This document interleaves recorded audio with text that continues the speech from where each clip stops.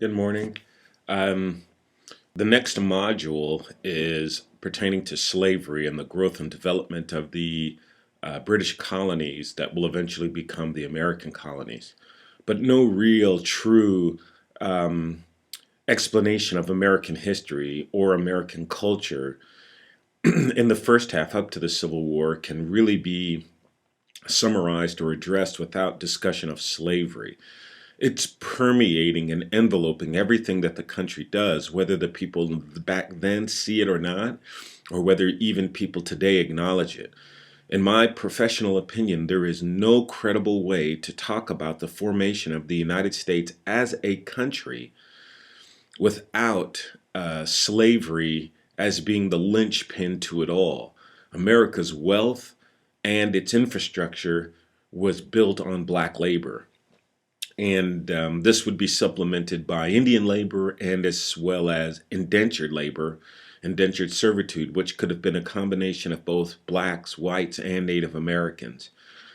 But for the most part, the main wealth, all of the cotton, the rice, indigo, all of those productive crops coming out of the South and being manufactured and turned into finished or raw products for other markets will essentially be happen in the South and manufactured up in the North. So the whole country is essentially in a symbiotic relationship with the planter slave aristocracy of the South. So without having us looking at slavery, finding out how slavery works, what constitutes slavery, all of that would be somewhat amiss um, if we did not go back and look at it in theory so you could get a handle on what the effects of slavery were on the constituent population, both Native American and black, and a few whites that were ensnared in the slave trade. Um, but I'll explain a little bit more about the actual workings of slavery on the next coming lectures. But right now we're going to deal with slavery and social death. Um, where I get the bulk of this information from is a professor named Orlando Patterson, who's a sociologist who's written quite considerably on this concept of what slavery meant to the individual and how that individual functioned within society, the slave. And what Patterson wanted us to know is that all relationships, human relationships, obviously, because we don't have necessarily human relationships with desks or chairs, but all human relationships, those relationships with other people, whether they be slave or free, are defined by and structured by the relative power of interacting persons. So, in other words, that power of that relationship that you have is defined by how much power you exert on someone or how much power that person exerts on you.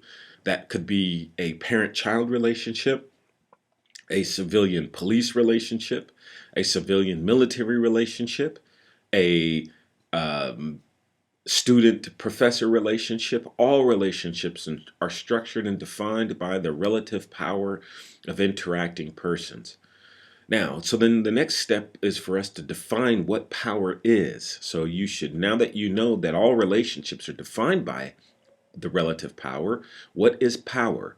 We take this definition, or I take this definition from Max Weber, who argued that power is that opportunity existing within a social relationship which permits one to carry out one's will even against resistance and regardless of the basis on which this opportunity rests. Power is that opportunity existing within a social relationship which permits one to carry out one's will even against resistance and regardless of the basis on which this opportunity rests. So, in other words, what Max Weber is arguing is that you know the basis by which that power relationship exists, according to Patterson, by the way that an individual can resist the forces of power of that other individual. So, in other words, I know what my power is if I can resist you from getting me to do what you want me to do. So, if you want me to do something and I can resist you, that means that I have power. And if I cannot resist you, that means that I have less power than you. So the relationship human is defined by how much power is exerting, and I can tell what that power is, the force of that power, by whether or not that person gets their way or their will. And that's essentially, these are the elements of power and how they work. So you should be at this point saying to yourself, wow, okay, a slave is a person, is a human. They are in a relationship with the master. Can the master get that slave to do what they want to do? Well, if they can, that means that the slave owner has more power than the slave. If the slave resists that power and doesn't and is able to survive and not do what the master says, then we know where that power lies, and it's with the slave. And as we will see, as we will talk later, there are instances where slaves or run masters, and that's kind of a off way to say it, but true in the sense that there were slaves who were able to exert their power over their masters. Didn't happen often, but it did happen. Um, so we'll talk about that and how slaves resisted masters later on in the lecture. Now, a couple of things that you need to know about this is that slavery is one of the most extreme forms of human relationships. Like I said, there are other many kinds of relationships: police to civilian, military to civilians, professors to students, children to parents, right? Children to grandparents, friend to friend. There are many kinds of relationships, but one of the most extreme forms of the relationship of domination is the uh, master-slave relationship, where the master has almost total power and the slave is almost in a total powerlessness relationship. This is one of the most extreme forms of what we call the relation of domination. The relation of domination. And this one, the slave master, approaches the limit of total power from the viewpoint of the master and total powerlessness from the viewpoint of the slave. Master has complete power, slave has little power. At least that is the internal relationship. Now, in order to exert this power, often force had to be applied from the standpoint of the person wanting to exert their will. In this case, the master over the slave. The problem with this has always been is that we understand that force, naked force, just hitting, striking, killing, that kind of thing, maiming, injuring, has always been perceived as messy, ugly business, even by those people who wield it. So even by the people that are committing these acts, they consider this to be the last resort or ugly business of power. Now, they perceive it as necessary to exert this power, because if you can't get a slave to do what you want them to do, what's the point of having slaves? So they perceive it as a necessary, so to speak, evil, but it is necessary. People understand this to be what they call beastly power. And this beastly power, in order for it to be exerted, because everybody knows that it's nasty business, has to be clothed and made palatable by people who exercise it. Let me give you an example. Human beings, wherever we've come from, have always known that killing animals or even plant life leaves the human consciousness full of guilt. In other words, human beings, especially our ancient ancestors, people who lived as little as 3,000 years ago, and maybe even some as little as 500 years ago, fervently believe, and maybe some still do, that killing for food was a necessary evil, because you're taking life. Even if it's plant life, plants still have consciousness. So you're taking things that have consciousness or alive and destroying them for your own life. This made ancient man guilty, because his hands actually committed the acts. So in order to relieve man of guilt, they created mythologies that allowed them to keep killing to survive, but made it palatable to all those, from the warriors who did the killing to the women who did the cleaning and gutting of the animals and the children who helped in all of this. Everybody needed to be absolved of guilt in some way because they knew that they were exerting power and dominion over these animals and over these plants, and that left man with guilt. So, in order to alleviate guilt, man conducted rituals that indicated that the killing of animals was a necessary part, and they thanked these animals for giving up their lives so willingly. And we can even see this if you're a Christian, you pray and you thank a deity for the meals that you've had. And that's kind of the idea here. So, in order to make killing palatable, for ancients, it was the mythology. For people involved in slavery, they understood that they must make power palatable, because if you didn't, those people who were masters, who were enslaving, and those people who were dealing with slaves would not be able to take the injustice of enslaving another human being. Okay, and I'll explain to you how that's going to work in a minute.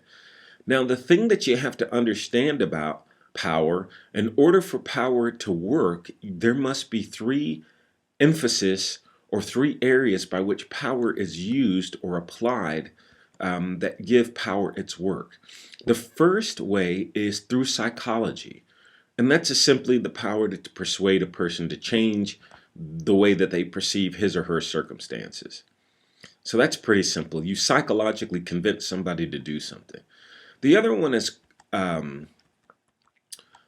social. This involves simply the use or threat of violence and the control of one person or another. That one's pretty simple, right? You just tell the person you're going to do something to them violently, and that's the crux of the matter.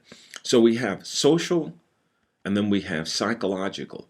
But the third one of these is the one that we're going to focus in on, and this one's called cultural authority.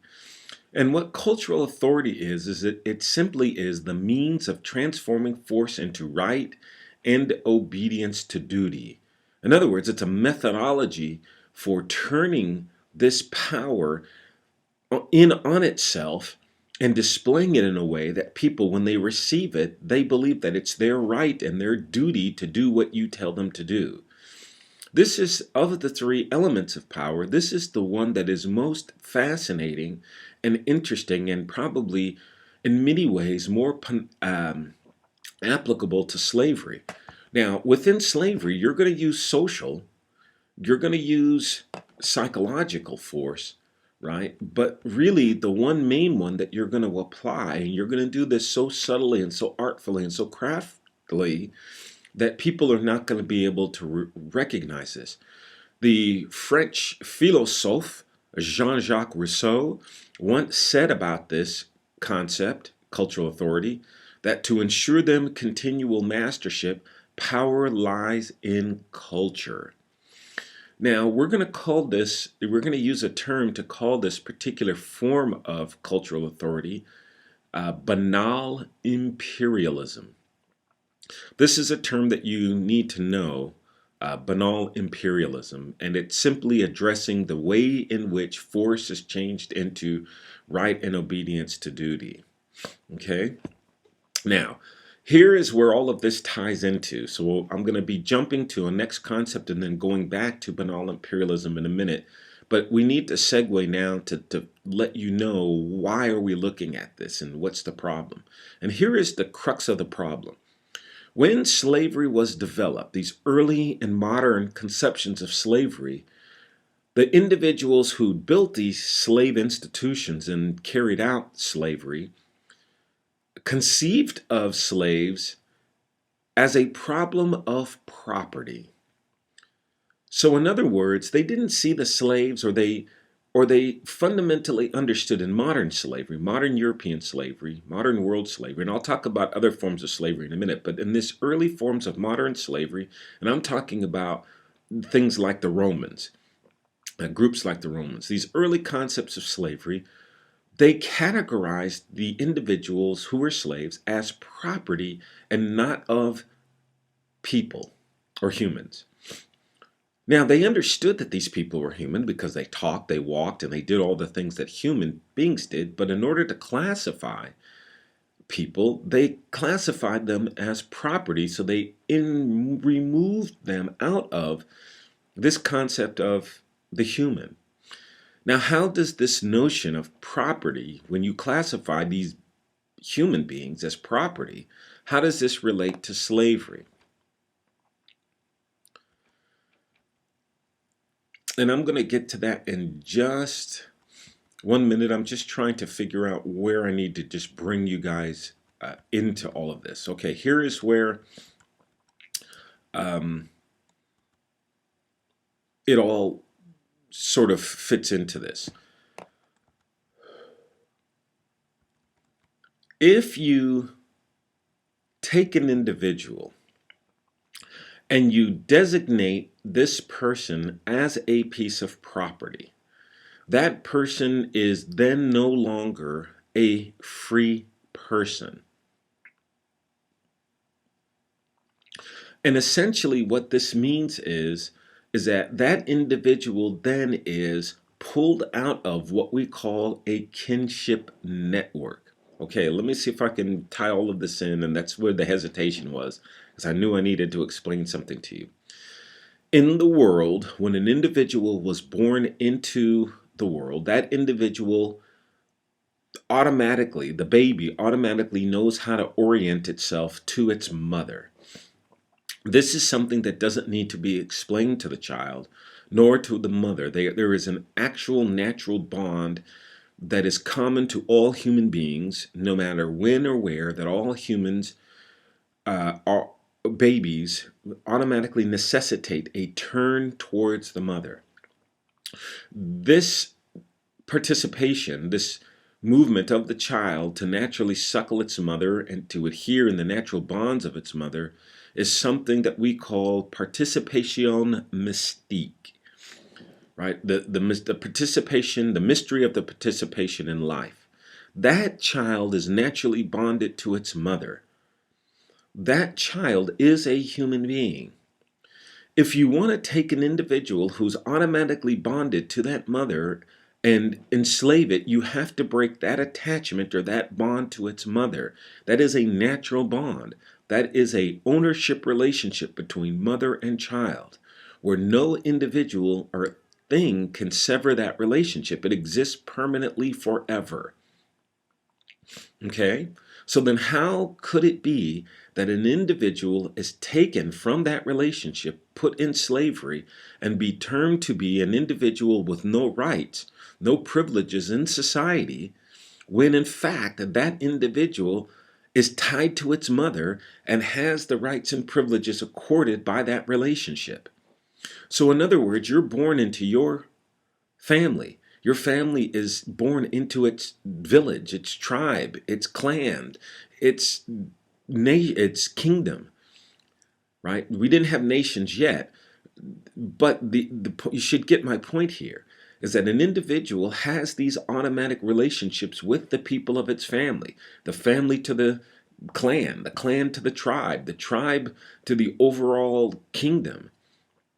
So if these ties are there, how is it that a third person who doesn't know, never met this clan, can come in, take this person, and tell them that this person is the property of another individual when that individual belongs to that mother, to that clan, to that tribe, to that kingdom? The Ashanti, an African tribe, used to say, if you not have a master, a beast will get you. In other words, you must be in a relationship with your family, with your clan, with your tribe, with your kingdom, or else other people will come and get you. The master, therefore, is your mother. The master, therefore, is your father. The master is your grandfather, and so on, and so on, and so on. You have these connecting ties to all people within the village, the clan, the tribe, the kingdom, etc., the family that you came into. But in order for slavery to work, these bonds must be cut.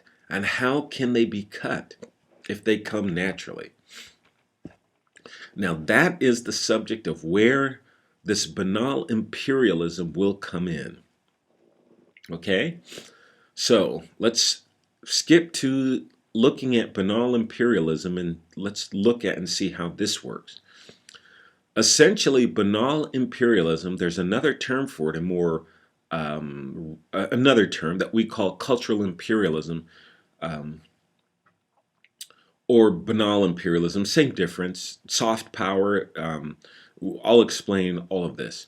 So what we get from this is banal imperialism or cultural imperialism, which is simply the forced acculturation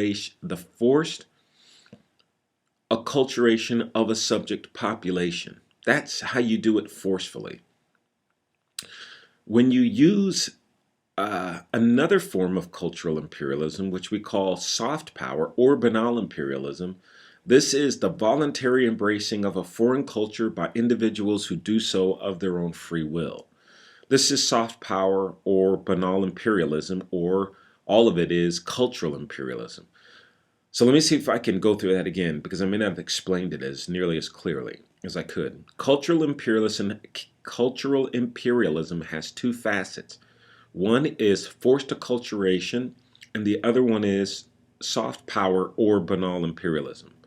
So I can get you to do what I want you to do, to be disconnected from your family, your tribe, your kinfolk, your kingdom. I can cut you off from that either forcefully, or I can do it through another way, which we call soft power.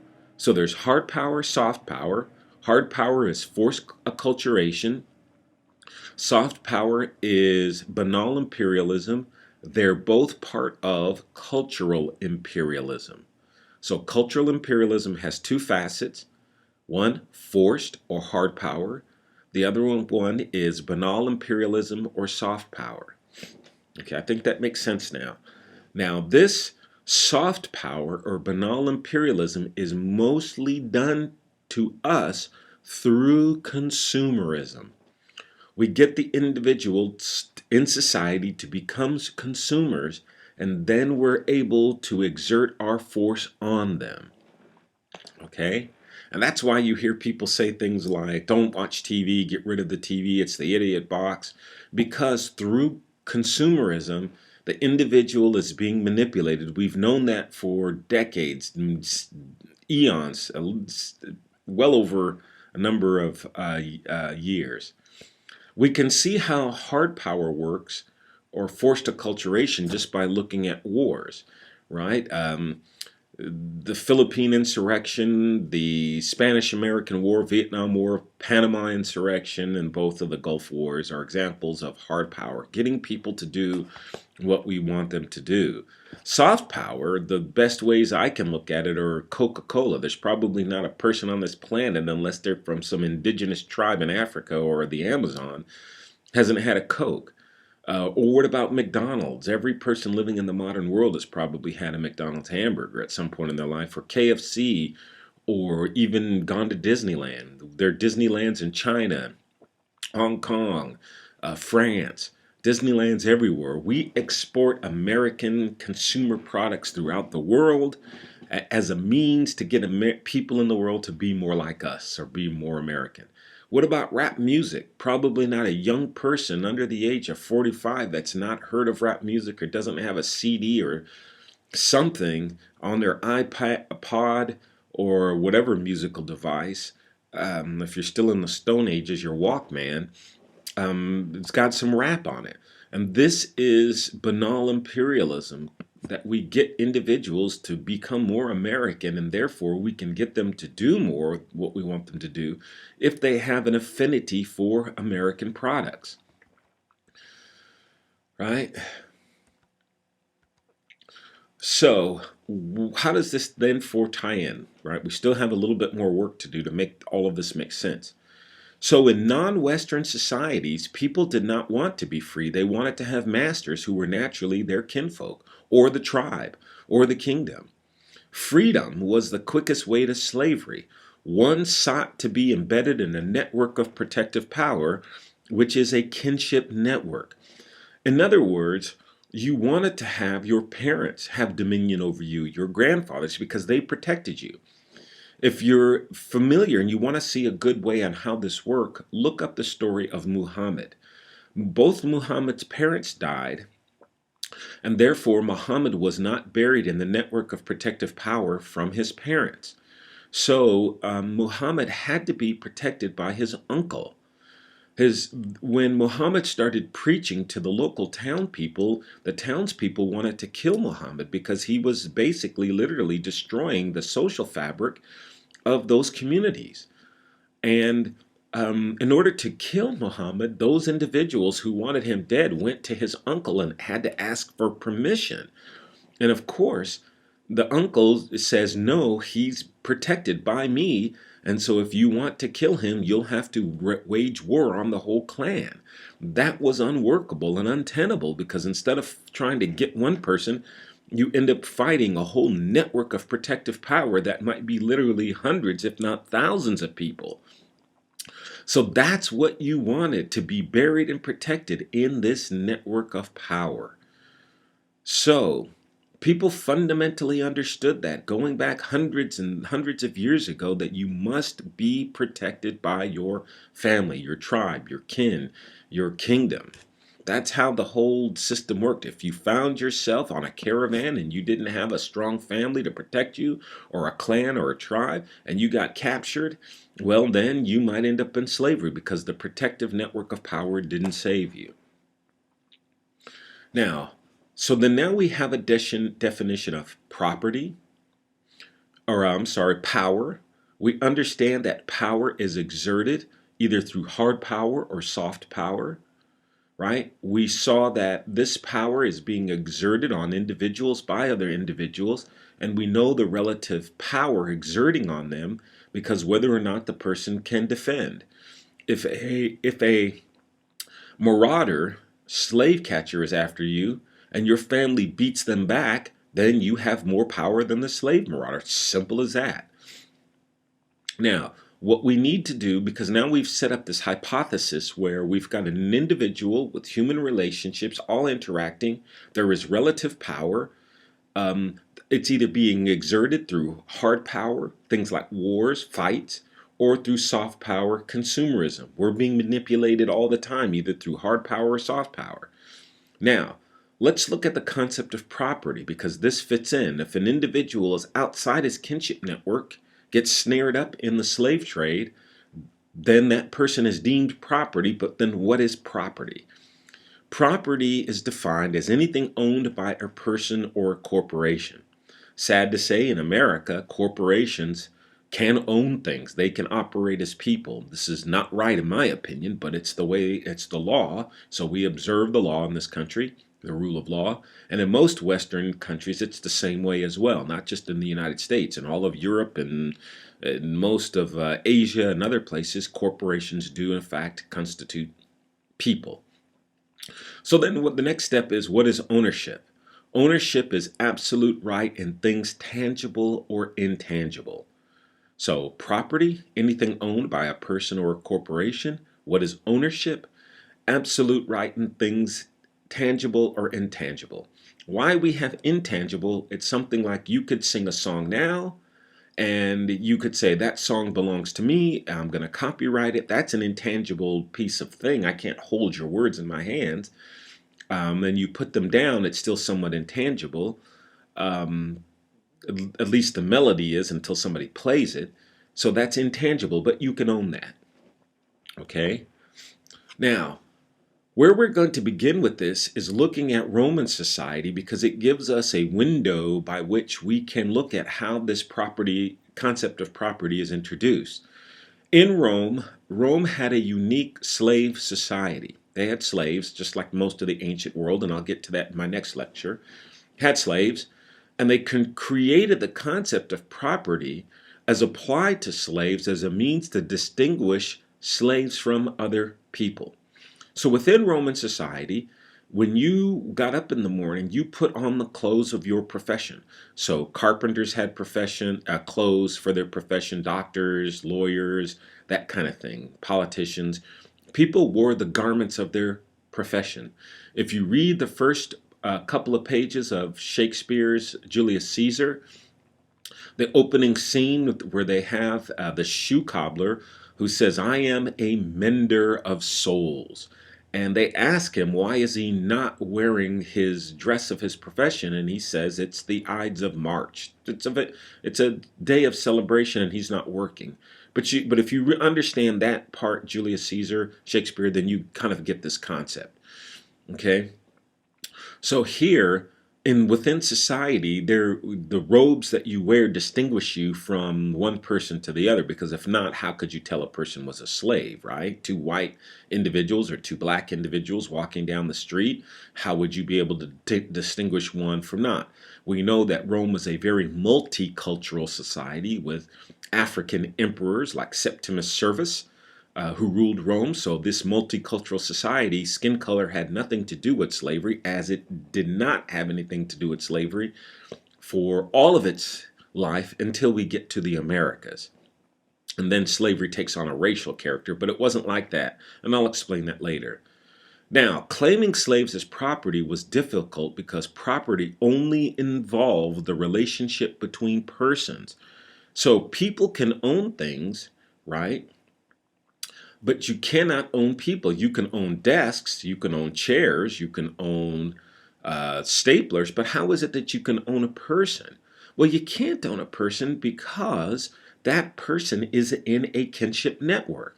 In other words, that person, when the minute that they're born, they belong to someone else. It's mother, it's tribe, it's clan, it's village, it's kingdom.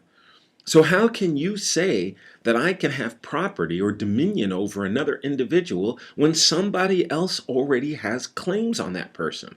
So think about this for a minute. You have a car, you drive it to the mall, you park your car, you go inside the mall, somebody takes your car and drive off with it. It's not at your house. You know, you're inside, you're not in the car. Does that car then belong to them now that they've driven off with it? No, that's stealing. So if I take another person, that person belongs to someone else. That's stealing. So how is it that you can sever that bond between that person and its mother, its father, its clan, its tribe, its kingdom? You should be getting my point by now. So the Romans came in and said, well, what we're going to do is create a legal fiction of thing that we call absolute ownership. So what they decided to do is make a relationship between de-establish relationships just between people, because people are the only ones that can have relationships. You cannot have relationships with desks and, pencils, but you can have relationships with people. So the Romans created a fiction that stated that individuals can have relationships with things. Okay. So if you have a human being, you cannot have a ownership of them because they're a human and they belong to someone else's kinship network. Well, the most practical thing is to tell that person they're no longer human. They're reclassified as a thing, and now you, as a human, can have a relationship with that thing and all the other things that are around you. So here's how it goes. If you claim that you can own your house, if you can claim that you own your car, your shoes, your jacket, the clothes that you're wearing watching this lecture, your watch, your table, your computer, if you can claim that you can own trees and water and air, because people can own, buy, and sell air, if you can claim that you can own property, which is nothing more than dirt, why cannot there be a natural extension to own other things? Well, the answer to that is you can't, because you cannot have a dominion of ownership over something that already belongs to someone else. It's mother. That should be rather apparent to you. So you should be saying to yourself at this point, wow, slavery was really inappropriate, because you cannot take a person who has a relationship with someone else and give it to something else or someone else. So I cannot walk up to you and just take your laptop or your car and give it to someone else. That's stealing. Okay? This is the problem that's going to plague mankind in the Western world for the next 1,000 years. How to define an individual that belongs to someone else, and what are those person's rights. And if you recognize that this person is no longer a human being but a piece of property, and that person can talk and speak and walk, does that person have any modicum of rights? Right? Because people fundamentally understood that I have power over this individual, right, of life and limb, but does that person have any rights at all? This is going to be a hotly debated and contested situation for 1,000 years. And it'll culminate full steam in the Americas with the Catholic Church, and on through the United States with Lincoln and slavery. Now, here's where this goes. How does an individual then accomplish this? Taking a person from its mother, its tribe, its clan, its village, and enslave them. Well, all power as we know it strives for authority. In other words, once you decide that you're going to take this person and put them into slavery, you've got to exclude all claims that the family, the tribe, the clan, the father, everybody's going to have on this person. In order to do that, you need the entire support of the non-slave members of that community. Let me say that again. To achieve this goal, you must convince every single person who's not a slave to allow slavery. Let me say that again. In order for you to be able to take an individual away from its family, its clan, its tribe, its village, its mother, its father, its grandfather, its brothers, its sisters, its kingdom, and enslave them, you must get all people who are non-slave holders to agree that this is an acceptable act.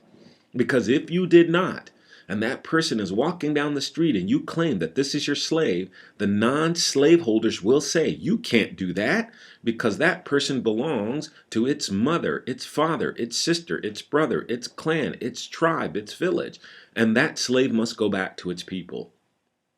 Simple as that. No one would stand for it. But if you can get those individuals to accept the institutionalization of slavery, in other words, you can get the sheriff, the posse, the town clerk, the clergymen, the town's mothers, the school teachers, the lowly police officers and the police chiefs and the street cleaners, everybody to agree that this is acceptable. Then when they see that slave walking down the street, they'll say, oh, that's a slave. As simple as that.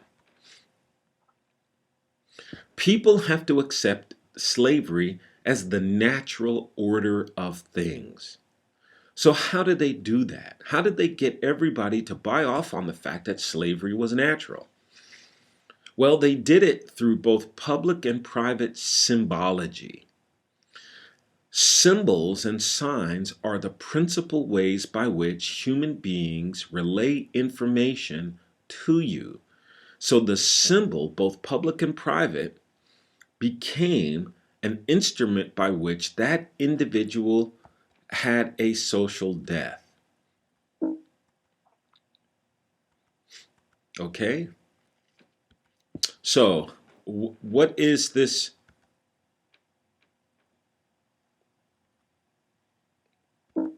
social death?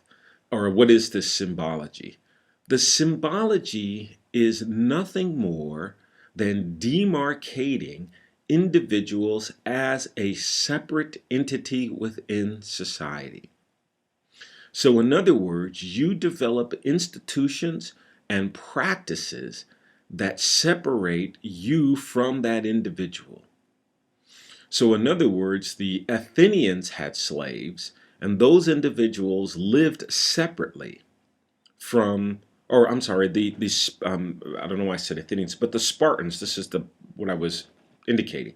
The Spartans had slaves and they kept them separate from the population. There were even particular days by which Spartans could go into these slave areas where they lived and just kill anybody that they wanted to. They did this like once a year, and it was a festival. And the goal here was for individuals to go into these slave communities and pick out the most strongest and the most troublesome people and put them to death. And these people would not cause any harm. But these are demarcated populations. With the Romans, they essentially did this by doing things like branding or making them wear robes. In the Americas, they would do it through skin color, either through darker skin like Native Americans and Africans. This was the symbology. The skin color becomes a symbol of a demarcated population that's set apart. Okay? So, in other words, this is how the idea. Now, what happens with this, once the person is demarcated, set apart from the regular population, this person then is no longer a person but a piece of property. This person is incapable of having normal relationships by law with other individuals within that society. They can't get married, do other, unless those privileges are granted. They don't have normal rights.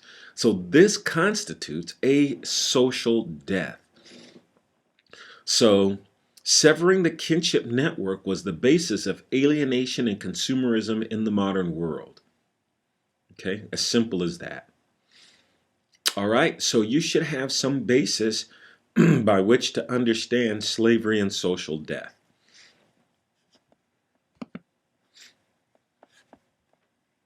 Now we're going to proceed on to the next video, and I'm going to talk about the history of slavery in the world and in British America.